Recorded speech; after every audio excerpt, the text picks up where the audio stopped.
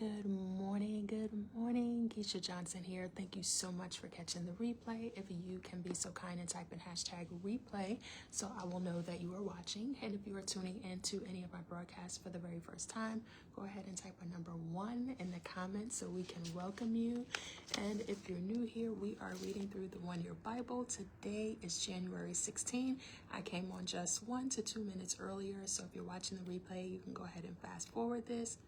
Do they still say fast forward this? You can forward this for about 3 to 4 minutes while we come in the room. We gather ourselves, so make sure you grab your Bible, grab your journal, grab a pen, grab a highlighter, and grab you some water as well. We want to make sure that we drink our water this morning while we're reading. So we are reading through the 1 Year Bible and listening at the same time. So I'm going to go ahead and grab the Bible reading for today and drop it in the comments so that way I can pin it so you all will see. So a question that I get is, do I have to have a 1 Year Bible? You do not. Good morning, Dory. Great morning, Stephanie. Good morning, Burrita. Good morning. So as you're coming in, let us know, 1, where you're tuning in from and what time is it right now where you are. It is 4:30 a.m. here in Georgia, and it's cold today. It is freezing cold today. It is cold. So make sure you grab your water and go ahead and type in the comments hashtag I will read my Bible. Hashtag I will read my Bible. And be sure to share this out, right? Don't be selfish. Say no one left behind. I'm sure we all know someone. Thank you so much. Thank you for sharing. Brady, you always share. Thank you. We don't want to leave anyone behind, right? So if you know of anyone that may be blessed by this, go ahead and share it with them. I know there are a few people that tune in. There are a lot that are 4:30, and there are quite a bit that's 3:30, and there are some that tune in. It's 1:30 their time. So they message me and say either they go to sleep and wake back up at 1:30, or they stay up and go to sleep when we're done and it's 2:30 their time. I think that's so awesome. Out there, over there in California. All right, so let's get some hearts going on the screen. Anybody else love the word? Let's get those hearts going on the screen this morning. Either drop them in the comments or let's see those hearts flying around. All right, so this morning I closed my eyes for just a tad bit and I woke back up. I was like, oh, I was only supposed to rest my eyes for a minute, and a good 20 minutes went by. So I felt a little hurried this morning, but type in the comments, here we are, right? Y'all type in the comments, God, I thank you. That's right, no one left behind. Good morning, Tamara. So good to see you. So here we are, just so thankful. Say, God, I thank you so much for waking me up this morning. I thank you for allowing me to see another day. I thank you for waking me up in my right mind. God, I thank you for a sound mind. Elena, I go to sleep, then wake up. Yes, that's what some of them do out there in California. They go to sleep, set their alarm, wake up, listen and read, and go back to sleep. I think that's so amazing. So let's take a second. Let me get a sip of water.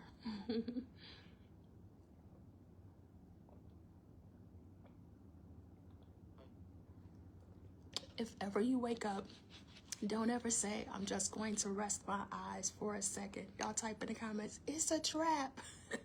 Don't do it.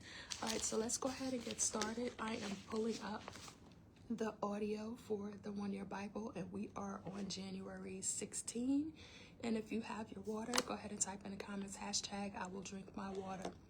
Hashtag just go grab something. Go grab a cup. Go grab something. Go grab some water.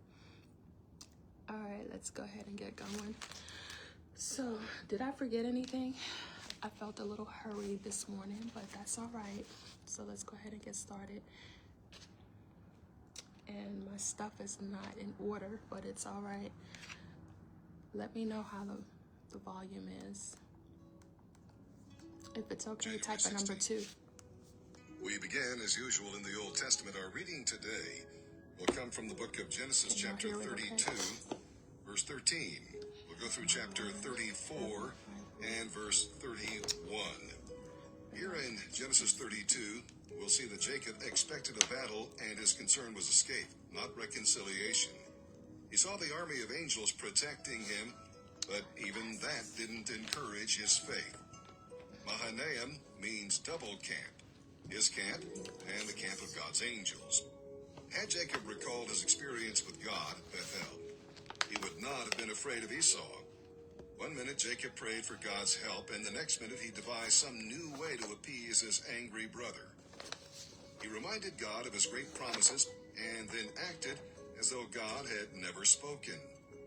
Now this is the conduct of a believer who needed to be broken before God.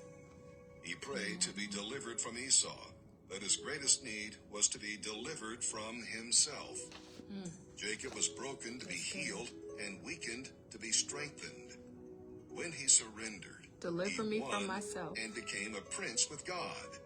His limp would be a constant reminder that God would be in control of his life.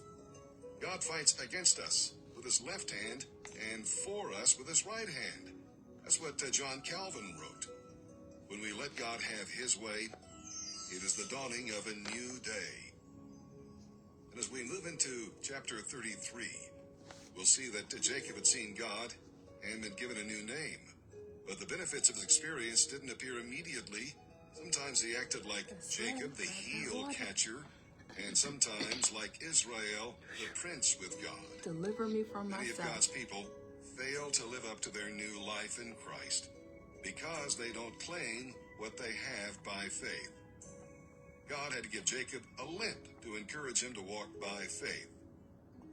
In his attempt to appease Esau, the old schemer used several devices: bowing, bribery, outright lying, and then moving off in another direction. Esau went south, and Jacob went east. Princes are not supposed to bow. And what about God's promises that he had already made to him? You know, one mistake often leads to another. Jacob ceased to be a pilgrim. He purchased the land he was already given by God. He built a house and settled down. He built an altar and called on God, the God of Israel. But that did not prevent him from getting into trouble with the neighbors. Far better had he pressed on to Bethel and been obedient.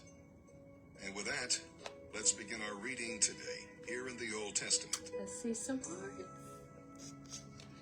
January 16th, Genesis chapter 32, verse 13, through chapter 34, verse 31.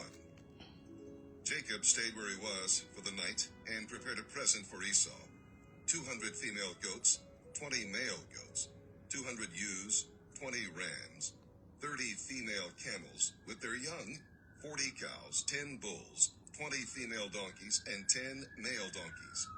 He told his servants to lead them on ahead, each group of animals by itself, separated by a distance in between. He gave these instructions to the men leading the first group: when you meet Esau, he will ask, "Where are you going? Whose servants are you? Whose animals are these?" Great morning. You should reply, "These belong to your servant Jacob. They are a present for his master Esau. He is coming right behind us." Jacob gave the same instructions to each of the herdsmen and told them, "You are all to say the same thing to Esau when you see him. And be sure to say, 'Your servant Jacob is right behind us.'" Jacob's plan was to appease Esau with the presents before meeting him face to face. Perhaps Jacob hoped, "He will be friendly to us."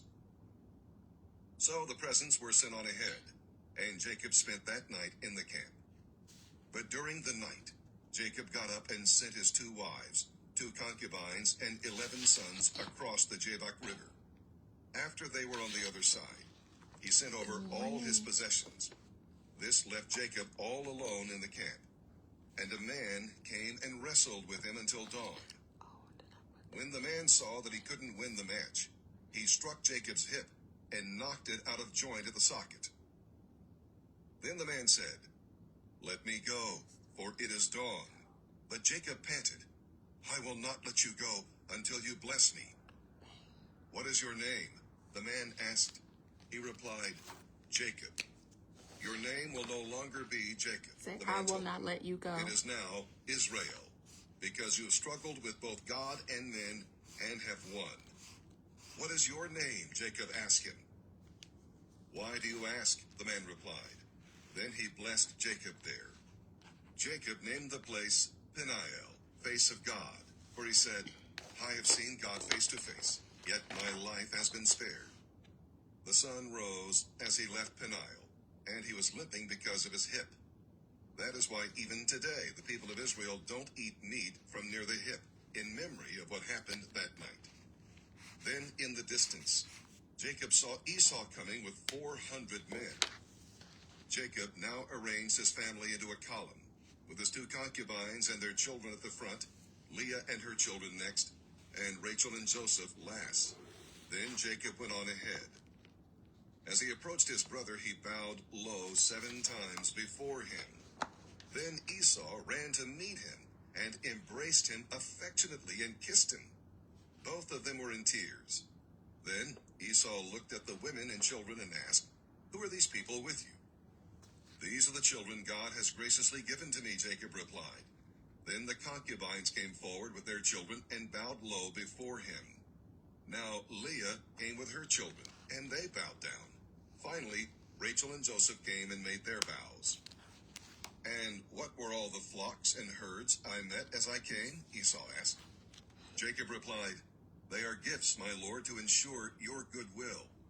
Brother, I have plenty, Esau answered. Keep what you have. No, please accept them, Jacob said. For what a relief it is to see your friendly smile. It is like seeing the smile of God. Please take my gifts, for God has been very generous to me. I have more than enough. Jacob continued to insist, so Esau finally accepted them. Well, let's be going, Esau said. I will stay with you and lead the way. But Jacob replied, You can see, my lord, that some of the children are very young, and the flocks and herds have their young too. If they are driven too hard, they may die. So go on ahead of us. We will follow at our own pace and meet you at Seir. Well, Esau said, At least let me leave some of my men to guide and protect you. There is no reason for you to be so kind to me, Jacob insisted. So Esau started back to Seir that same day. Meanwhile, Jacob and his household traveled on to Succoth. There he built himself a house and made shelters for his flocks and herds. That is why the place was named Succoth. Then they arrived safely at Shechem in Canaan, and they set up camp just outside the town. Jacob bought the land he camped on from the family of Hamor, Shechem's father, for 100 pieces of silver.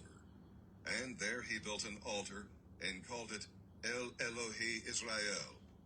One day, Dinah, Leah's daughter, went to visit some of the young women who lived in the area. But when the local prince, Shechem, son of Hamor the Hivite, saw her, he took her and raped her. But Shechem's love for Dinah was strong, and he tried to win her affection.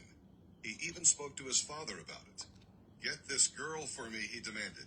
I want to marry her. Word soon reached Jacob that his daughter had been defiled, but his sons were out in the fields herding cattle, so he did nothing until they returned. Meanwhile, Hamor, Shechem's father, came out to discuss the matter with Jacob. He arrived just as Jacob's sons were coming in from the fields.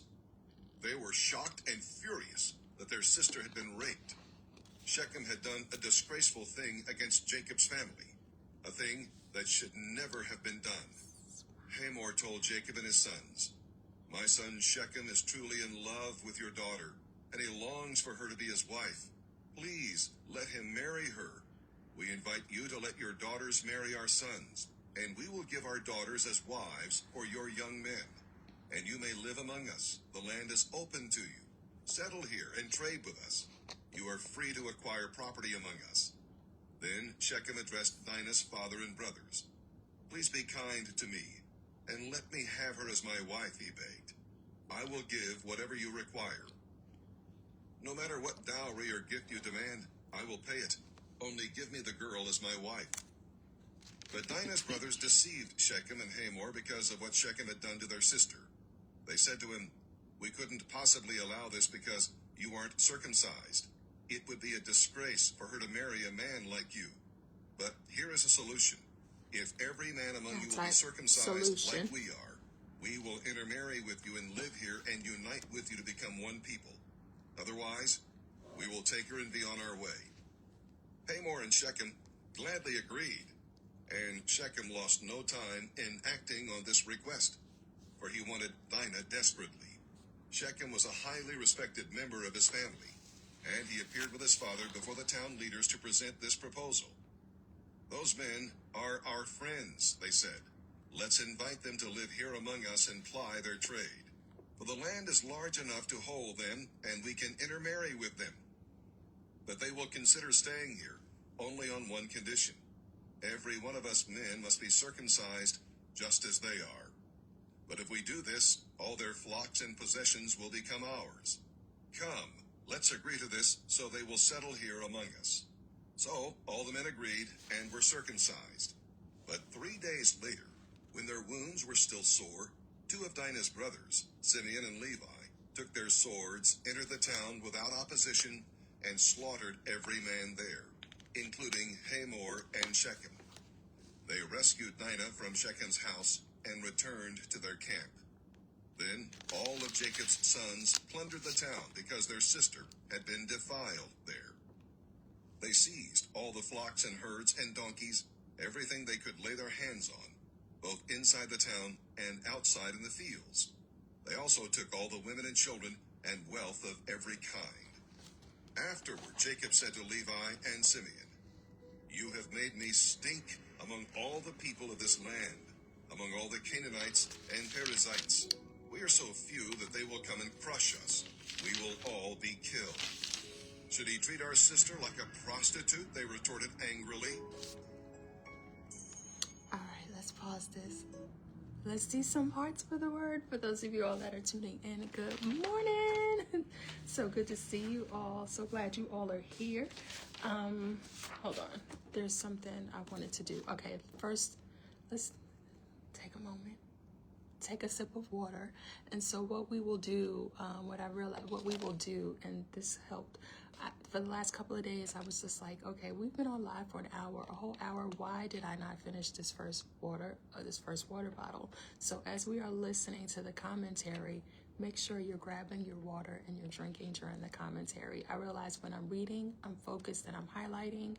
And then when I pause, I'm busy talking and I don't have time to drink. So actually, you all can drink whenever. For me, I need to make sure that I'm drinking when we're listening to the commentary so I can make sure I'm done with my water. So I have one declaration. You all go ahead and begin typing your, I'm sorry, I'm laughing at them.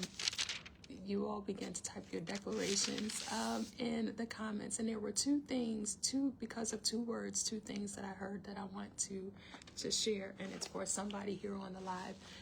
So the first declaration, I decree and declare, I trust God even when my situation feels uncertain. I decree and declare that I will trust God even when my situation feels uncertain. And that's Genesis 32:26. If someone can type that in. Everything just stopped. The hearts in the comments. So someone may be typing this in. I decree and declare that I trust God even when my situation is uncertain. Y'all type in the comments, I will not let you go. I will not let you go. And those were a couple of things I wrote down from the commentary. And this was a good prayer too. This is a good prayer to pray. I will not let you go. And then he said that we must stay broken before God. And that's something that you can even put, I declare, or I decree and declare, or just say, I will stay broken before God. And then this is a prayer that I have prayed often. I have prayed often over the years. Lord, deliver me from myself. Lord, deliver me from myself. And then that reminded me of the one day that I posted this on Facebook years ago, that sometimes, I'll just go ahead and say it, sometimes we don't need deliverance, we need discipline. And this was, I remember posting that, it was about 10 years ago. It was about 10 years ago when we first moved, and I remember why I heard that and why I posted that on Facebook.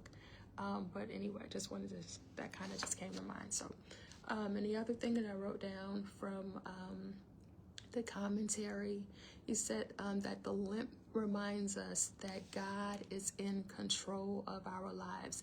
The limp reminds us that God is in control of our lives. So today, this was a long reading from the Old Testament. And again, if you're new, just popping on, we're reading from the One Year Bible, a portion of the Old Testament, New Testament, Psalms, and Proverbs. So y'all type that in the comments. Sometimes we don't need deliverance, we just need discipline. So two things, and this was so simple but yet so big. Y'all type friendly smile in the comments, and I just felt like the Lord was speaking to me today, to just wanted me to tell someone to just smile. It says, and what a relief to see your friendly smile. It is like seeing the smile of God. Us simply, as we go throughout our day, just giving someone a friendly smile without even saying a word is genuinely like showing that person the smile of God. And that helped me this morning, because people will always be like, oh, I love your smile, oh, I love your smile. I could just walk into a room and meet and just smile, and they automatically will let their guards. And I never understood what it was about my smile. And I think this morning, that's what I realized. It is just a friendly smile. And as I'm walking by people, walking into a room, or we're in line at the grocery store, and everyone's just so grumpy because the cashier may be taking a long time, and I might meet eyes and just a friendly smile. And then they smile, and then everybody in the line starts smiling, and everything changes just because of that friendly smile. They have seen the smile of God. So y'all type in the comments, listen, smile right now. And I know it might seem silly, but go ahead and smile. Some of you haven't smiled in a really long time. Just take a moment and just smile. Just sit there and smile for no reason. Just smile. And then the other as we were reading, I wrote in my Bible, the solution is on the way. And sometimes I'll be reading, and just one little word, and I'll hear God speaking to me. And I don't think this was only for me. And this was verse 15. It said, but here is a solution. And he said, so the word solution, and y'all type in the comments, the solution is on the way. Some of you have been praying for a solution to your situation, and the solution is on the way.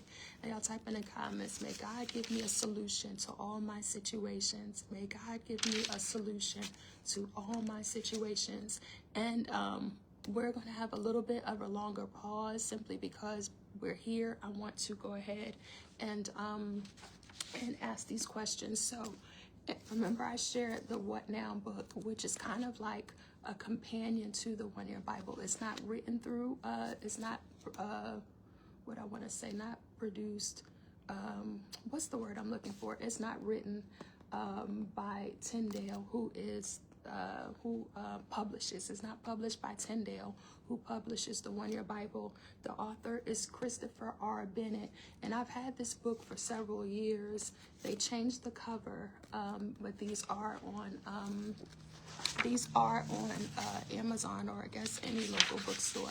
But the questions today were good, so let's kind of go through them today. Are y'all good? Let's see some hearts on the screen if you're good. So one of the questions, they usually give a question from each of the day's reading, and sometimes, I'll kind of read through them just to see if it's something that I want to kind of work through or journal through. So the question is, how are your wrestling skills? Should we do this let's come back and do this after. Let's come back and do this after, because this may take a little bit longer. All right, let's come back and do this after. Let's go ahead and finish listening, and then we'll come back to that during the family chat. So we wrote the declaration for Genesis. Y'all type in the comments, God is in control. We might have a limp, but God is in control. All right, let's go ahead and press play and move into the New Testament, and then we'll come back during the family chat, talk about that. January 16th. And now, as we turn our attention to the reading of the New Testament, our narrative today will come from the book of Matthew, chapter 11, verses 7 through 30. And here in chapter 11 of Matthew, we find that John the Baptist was perplexed and perhaps discouraged. You know, sometimes we think of Bible characters Wrestling as superhuman skills. or super holy. But no, they were men and women just like you and me. John the Baptist, the greatest man born of woman, was discouraged. Now, he had served God faithfully, and yet was in prison. His work was ended, and he was not sure that Jesus was ministering in the right way. When you find yourself in a similar situation, do what John did. Tell it to Jesus and wait for his word. Tell it to Jesus. John's disciples did not hear Jesus praise their leader. John was not a compromiser or a celebrity. He was God's greatest prophet. John was in prison because of a cruel king and a crowd that was childish instead of childlike. Leave the judgment to the Lord and wait for him to fulfill his perfect plan. You may think you've failed, but God will see to it that your work is blessed. Thank you, Lord. Say thank you, Lord. John won people to Jesus long after he was dead and buried. Surrender to Christ's loving yoke, and you will experience his perfect rest. And with that, let's begin our reading today, here in the New Testament. January 16th, Matthew chapter 11, verses 7 through 30. When John's disciples had gone, Jesus began talking about him to the crowds. Who is this man in the wilderness that you went out to see? Did you find him weak as a reed, moved by every breath of wind? Or were you expecting to see a man dressed in expensive clothes? Those who dress like that live in palaces, not out in the wilderness. Were you looking for a prophet? Yes, and he is more than a prophet. John is the man to whom the scriptures refer when they say, "Look, I am sending my messenger before you, and he will prepare your way before you." I assure you, of all who have ever lived, none is greater than John the Baptist. Yet even the most insignificant person in the kingdom of heaven is greater than he is. And from the time John the Baptist began preaching and baptizing until now, the kingdom of heaven has been forcefully advancing, and violent people attack it. For before John came, all the teachings of the scriptures looked forward to this present time. And if you are willing to accept what I say, he is Elijah, the one the prophet said would come. Anyone who is willing to hear should listen and understand. How shall I describe this generation? These people are like a group of children playing a game in the public square. They complain to their friends, "We played wedding songs and you weren't happy. So we played funeral songs, but you weren't sad." For John the Baptist didn't drink wine, and he often fasted, and you say, "He's demon-possessed." And I, the Son of Man, feast and drink, and you say, "He's a glutton and a drunkard, and a friend of the Y'all type worst sort glutton. of sinners." But wisdom is shown to be right by what results from it. Then Jesus began to denounce the cities where he had done most of his miracles, because they hadn't turned from their sins and turned to God. What horrors await you, Chorazin and Bethsaida! For if the miracles I did in you had been done in wicked Tyre and Sidon, their people would have said in deep repentance long ago, clothed in sackcloth and throwing ashes on their heads to show their remorse. I assure you, Tyre and Sidon will be better off on the judgment day than you. And you people of Capernaum, will you be exalted to heaven? No. You will be brought down to the place of the dead. For if the miracles I did for you had been done in Sodom, it would still be here today. I assure you, Sodom will be better off on the judgment day than you. Then Jesus prayed this prayer: "O Father, Lord of heaven and earth, thank you for hiding the truth from those who think themselves so wise and clever, and for revealing it to the childlike. Yes, Father, it pleased you to do it this way.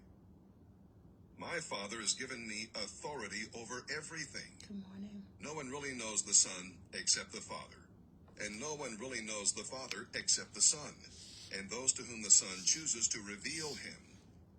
Then Jesus said, "Come to me, all of you who are weary and carry heavy burdens, and I will give you rest. Take my yoke upon you. Let me teach you, because I am humble and gentle, and you will find rest for your souls. For my yoke fits perfectly, and the burden I give you is light." Let's see some hearts on the screen. Psalm 14, verses 1 through 7. We'll go ahead and go all the way The through. contrast is between the generation of the wicked and the generation of the righteous, as we shall see here in this psalm. The latter group is made up of those who have trusted the Lord and seek him and his will. I'll say, I will trust the The Lord. generation of the wicked is composed of people who are practical atheists. God is not in their hearts. No matter what they may say or do outwardly, they can live without God. They disobey God and exploit people made in the image of God. They are, in fact, corrupt, and so they do corrupt things. The generation of the righteous calls on the Lord, and he answers. God dwells with these people. He protects them and gives them joyful hope. The group may not be large, but it is precious to God, and the future of God's program rests with it. Of which group are you a member? Have you made your allegiance known? Psalm 14, verses 1 through 7. For the choir director, a psalm of David. Only fools say in their hearts, "There is no God." They are corrupt, and their actions are evil. No one does good.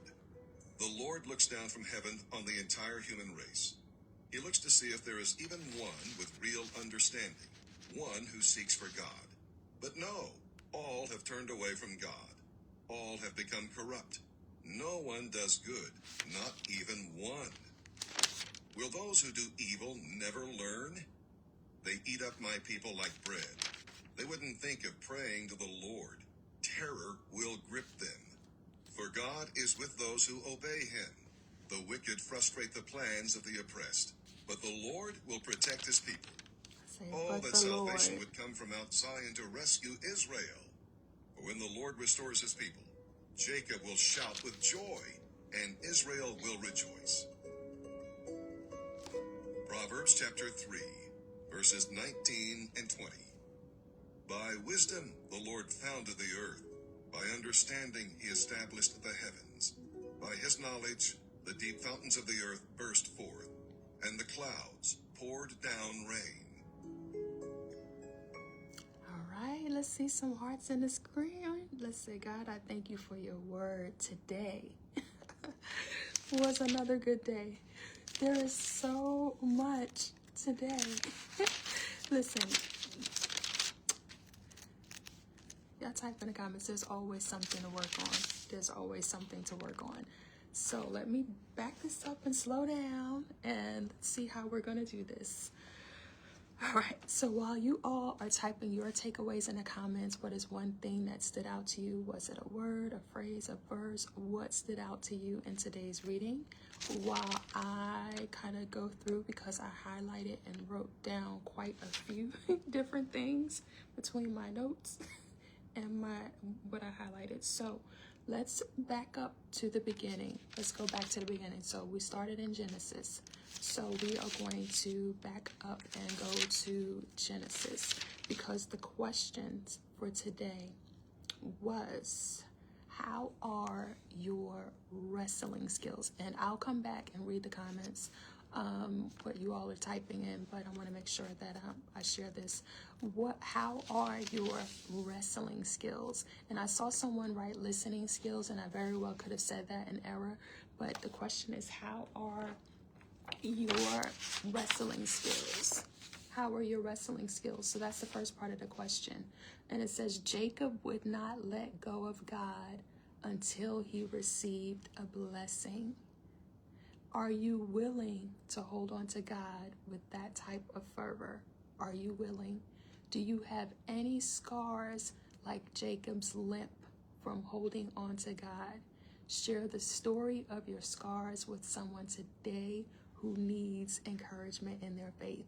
I thought those were really, really good questions. So what I will try to remember to do is take a screenshot of this and share those questions in the comments, because that is something that we all can begin to journal through. So I'm sitting here on my couch and not at my desk like I've always been years past, and I'm feeling like there's just not enough room here, and stuff is in my lap, on the table. So how are your wrestling skills? And so is someone typing that in the comments? How are your wrestling skills? Do you easily give up when you're seeking God? Do you easily give up when you are seeking God for a solution? So how are your wrestling skills? So that's a good question. And then the other is, are you willing to hold on to God with that sort of fervor? Are you willing? Yes. How are your wrestling skills? And so even when the answers don't come quickly, are you willing to hold on to God, saying, I will not let you go. I will stay on my face before you. I will keep coming back every day like a little child, right? Until I get an answer. Yes, how are your wrestling skills? And are you willing, or type, am I willing to hold on to God with that type of fervor? Am I willing to hold on to God? And then, do you have any scars like Jacob's limp from holding on to God? And I believe many of us could say yes, right? Whether it was pain, whatever it is, I can definitely say I have some scars. So those were good questions to ask, to kind of sit and journal through. So that's one thing that we can do. Type that in the comments. And then, so I was going to let us journal through those questions, but, we're always pulling and listening for different heart issues or hard issues. Y'all type heart, H-E-A-R-T, or hard, H-A-R-D, things that we could be working through. And so it'll kind of look different every day. And I thought we would just spend some time journaling through those questions. But as we were reading, I had you all type in the comments the word glutton. And I feel like that can be a heart issue or a hard issue that you all can work through. And that was, in Matthew chapter 11, verse 18.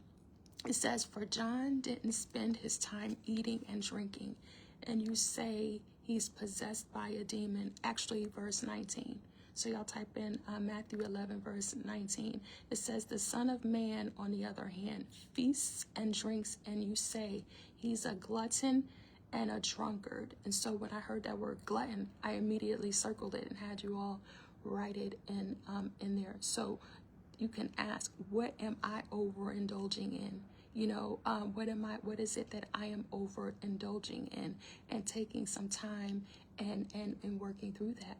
It could be overeating, it could be, overindulging in social media, whatever it is, whatever you're shopping. And for many, it is overeating. And so we'll kind of just stick with that, and get to the root of why.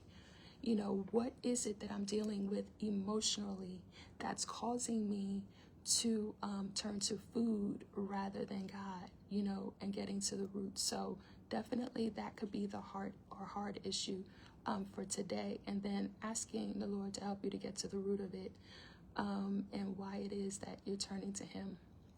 And then asking Him to, why is it that you're not turning to Him and you're turning to food or whatever that thing is. And remember, I shared with you all for a long time. For me, it was overspending. Remember? Well, I keep saying remember, but I guess I'm saying to those of you that have been here for a while, I used to talk about that a lot. And that's why in our house of 14 years, we were in the house for 14 years. Y'all type the number 14 in the comments. And we ended up losing the house and moved. And so it's been probably 11 years now since that happened. And it's funny how it's been 11 years, but it still feels like it was just yesterday. So losing that house, and then right after that, losing a car, then shortly after that, and just felt like just lost so much. And a lot of that was because of, and I should mention that like really briefly the other day, overspending, spending money I didn't have. And I knew it was a problem, but I didn't realize how much of a problem it was, right? And sometimes it takes you losing some things for you to wake up. I'll type in the comments, she woke up and realizing, wait a minute, this is a real issue, it's a real problem. Now listen, I'm not saying that's the only reason why, but that contributed to that happening. I had to get real and honest with myself. And a lot of that even stemmed from my childhood, the spending, the excess and buying things, and so all that to say, and then it was even a time for me, it was like overeating, and that's how I actually started, my journey doing what I'm doing. It was really me working on my own health, getting my own health together, and this was back in 2011, 2012, 2013, and then I started posting about it in 2013. I don't know if you all remember this outdoor boot camp that I was going to working out outdoors. Was anybody here? Anybody on the live right now that if you were here back then watching me, say me? My first workout outside, it was so funny. It was a mess. It's so much we could talk about, but it's already 5:11. Let's stay on track. And so what are you overindulging in? What are you overindulging in? And so for me, it went from, the overeating, and then the overspending, and then when I didn't have the money anymore to overspend, then I didn't realize I turned to these different things. But when you know better, you do better, right? At that time, I didn't know any better, and I didn't realize that that was a problem. So, overindulging. What are you overindulging in? So that can be the heart issue for today. Are y'all good with that? Or you can sit and journal through the other questions from the book. And again, just how are your wrestling skills? What is your current situation that you're in? Are you willing to continue to hold on to God, to wrestle through it until God gives you an answer? Or are you quick to give up? Are you quick to give up? And then just kind of, and then it encouraged us to share that with someone today who needs some encouragement. All right. Yeah. When we know better, we do better. Is this helping anybody? So that was what I had. And then I wrote something else here. In Matthew 11, verse, hold the line. I don't know why I'm acting like my eyes have not changed when I hit 50. I'm 51 now. It says, so it was verse 7. As John's disciples were leaving, Jesus began talking about him to the crowds. What kind of man did you go into the wilderness to see? Was he a weak weed, swayed by every breath or wind? And I wrote in a comment, may I not be moved by every wind. May I not be moved by every wind, because there was a time that I was tossed to and fro and moved by every wind. So y'all type in the comments, may I not be moved by every wind? And that's a question that you can sit and ask. How am I spiritually? Am I spiritually anchored, or am I tossed to and fro, moved by every wind? And I'll never forget, and listen, y'all, you can be in the church, right? You can be in the church all day, every day, have the keys to the church, the code to the safe, admin of the church, there at the church every time the door opens up, and still not be in a good place spiritually. But you have this friendly smile, so everyone's looking at you like you're okay. Listen, you even think you're okay. So it's not even that during that time, I don't think I was even intentionally trying to fool anyone. I was just used to smiling, and I'm fine. How are you doing? I'm fine, even when I wasn't fine. And so in 2013, that November of 2013, when I started that journey where I said I reached out for help, making a long story short, and reached out to the pastor, one of the pastors in the church, and was like, I need help. And I remember crying hysterically and her saying, is this Keysha, like Keysha? The Keysha, and what she meant was the Keysha that's in church every day, the teacher, the admin. Oh, like, is this who this is? Yes. And listen, I was at the end of my rope, and I thank God that I ended up there. And I'm hoping y'all are following along, because what I'm doing is trying to make really long stories that I've shared before short to get to the point of what I'm saying. And so they thought I was well spiritually. Listen, I thought I was. I thought I was. And what I realized was the worst thing for me, I didn't know at the time, being an admin, working and serving, busy serving, I didn't realize I wasn't going to the services. And listen, this is for somebody, because this might be you, and we need to be mindful and careful of that. And I didn't realize that I wasn't growing spiritually because I was so busy focused on the wrong things. Does that make sense? Is this helping anybody? And so during one of those sessions, every time something happened, I didn't realize I was breaking down. And I remember one day she looked at me and she was just like, what is wrong with you? Have you ever had anyone ask you what is wrong with you, and then you're like, oh, and you look at yourself? As a matter of fact, there's a whole lot wrong with me, and I didn't realize how weak I was at the time. I was so weak spiritually. I was so weak spiritually. I was so weak spiritually. So my question to you is, are you tossed to and fro by every wind? And type in the comments, may I not be moved by every wind. May I be strong spiritually. May I be so anchored spiritually. Anyway, that's just a little something. I just wanted to share that. And then as we went to Matthew 11, verses 28 all the way down through 30, we can soap journal through this. I wrote soap next to this. Then Jesus said, come to me, all you who are weary and carry heavy burdens, and I will give you rest. Take my yoke upon you. Let me teach you, because I am humble and gentle at heart, and you will find rest for your souls. For my yoke is easy and my burden is light. I felt like someone needed to be reminded of that today. And so we can soak through that. S is for scripture. Pick one of those, or it can be the whole passage. It doesn't have to just be one verse. It can be all 3 verses. Observing, what is Jesus saying to me in this verse? And he was saying, come to me. If you're weary, if you feel like you're carrying heavy burdens, come to me, right? And so what is he telling me to do here? Application. How can I apply one thing that I learned today from this? That one thing could be you going to him. Get your journal, your Bible, sit down on the floor and go to him and talk to him, right? And ask him to help you to release those heavy burdens. And then Pete, and that goes into the prayer part, asking him to help you. So these are so many different things that you can do. We're writing down decrees, declarations, affirmations. We're listening for different heart issues or hard issues. You can soap journal. So there's many different ways that we can interact with the word. Y'all type in the comments, I will interact with the word. So I know this was a lot of different things, but each of you can just kind of do whatever you feel like you want to do. I'm going to focus on glutton and gluttony. What am I overindulging in? Am I overindulging in food? Type in the comments, I will not do that this year. In 2026, we're going to deal with some things right here in the month of January. We're not going to go through the whole year doing the same things. And just a moment of transparency, these last 3 years, even for me, was hard.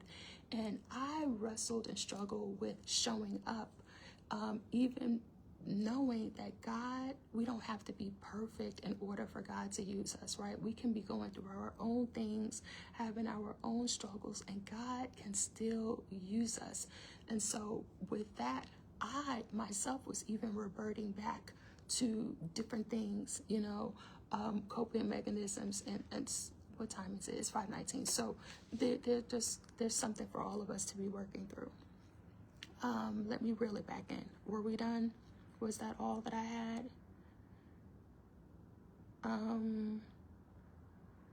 Y'all type in the comments, I will trust the Lord. I wrote that down too. I will trust the Lord. So 2 big things today. Gluttony, what am I overindulging in? Just being reminded that God is in control. So whatever that situation is, how are your wrestling skills? Listen, you can even begin to exercise and work on those skills, your wrestling skills, right? All right, so I'm done. That's all I have for today. I hope this was helpful.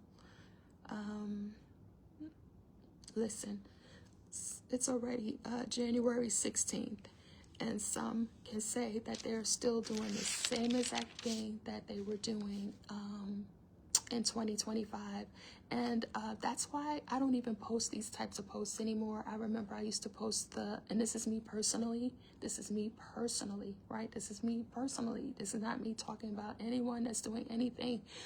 It was about maybe 5 years ago that I personally felt led to stop posting and talking about like the new year, new me, new year, new me, new year, new me, new year, new me, because I was so caught up in that new year, new me, new year, new me. And when January come, I'm like, yeah, new year, new me, this year is going to be different. But I'm still brought that same mindset into the new year, those same bad habits into this new year. And before I knew it, before February even hit, I was doing the same old thing, and my life still looked the same as it did the year before.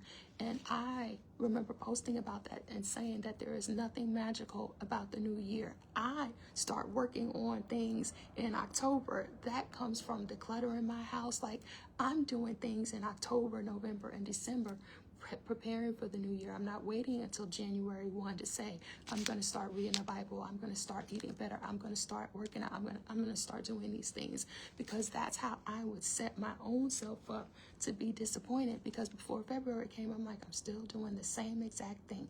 Everything still looks exactly the same. And what do they say? That definition of insanity, doing the same thing, expecting different results. And so come February, people are defeated.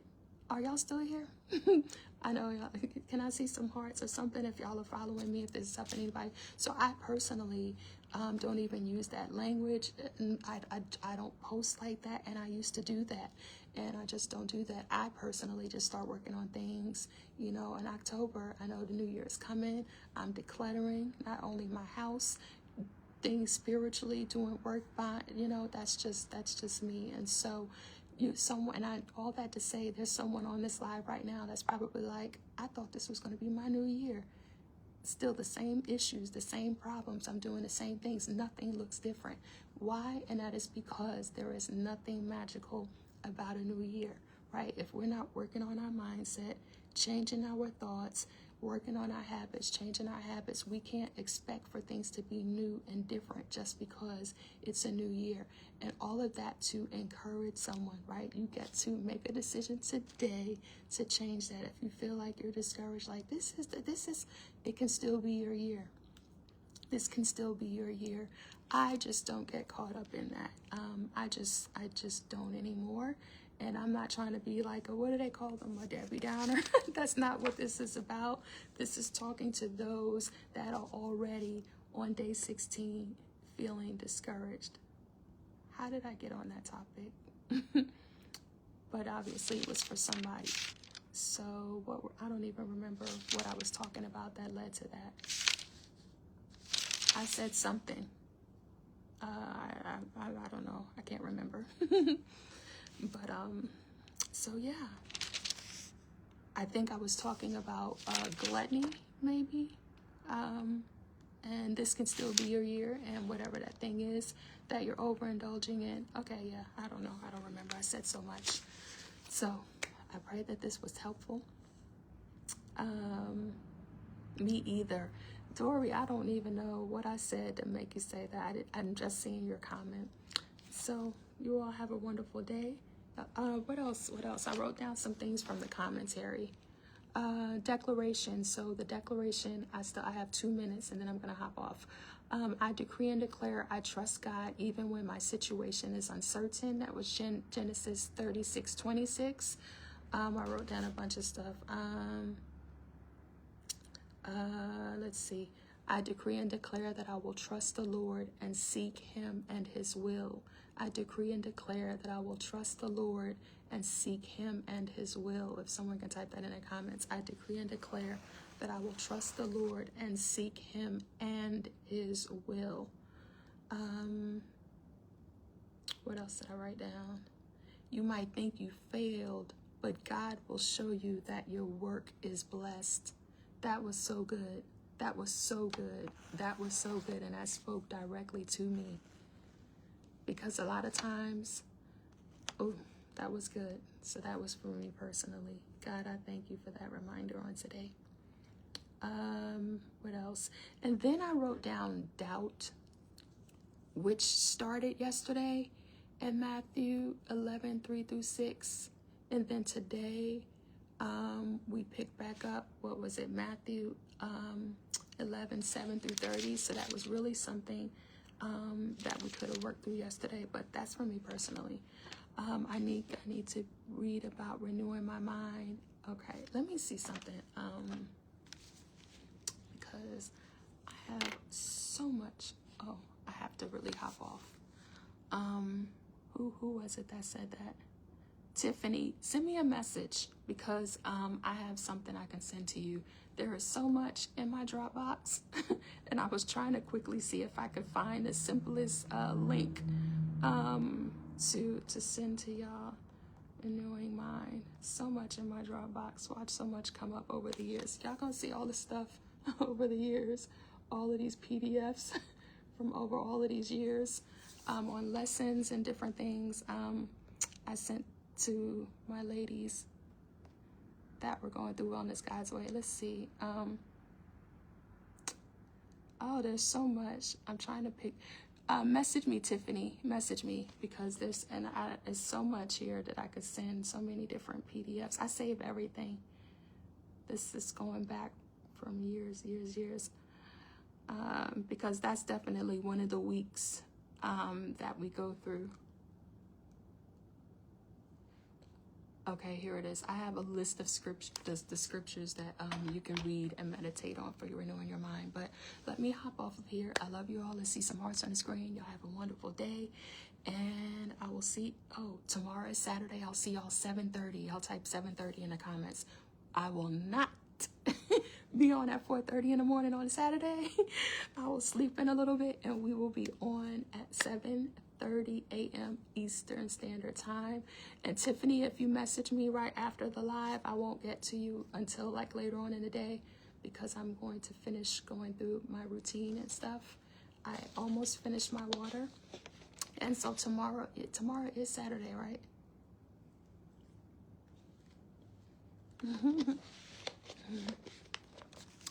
And then the goal is to finish this one in the next hour. So tomorrow at 7:30, right here. And yeah, I need to also work on finding love within myself instead of looking. Ooh, listen. That's a whole conversation. We need to just do some family chat lives and come on here and just chat. But this was good. I think we did good today. This was good. There's a lot. Surely y'all have something that you can get off and finish journaling through, right? So y'all have a great day. I love y'all. See you tomorrow at 7:30.